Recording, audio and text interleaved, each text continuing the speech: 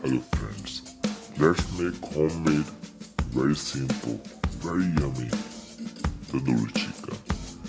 So we need some boneless chicken and garlic powder or garlic paste.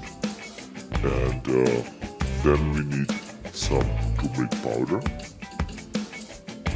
some red chili powder, some salt to taste, and yogurt.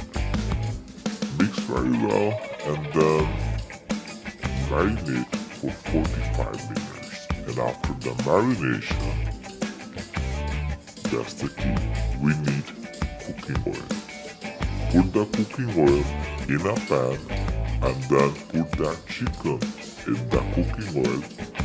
Fry very well from the both sides.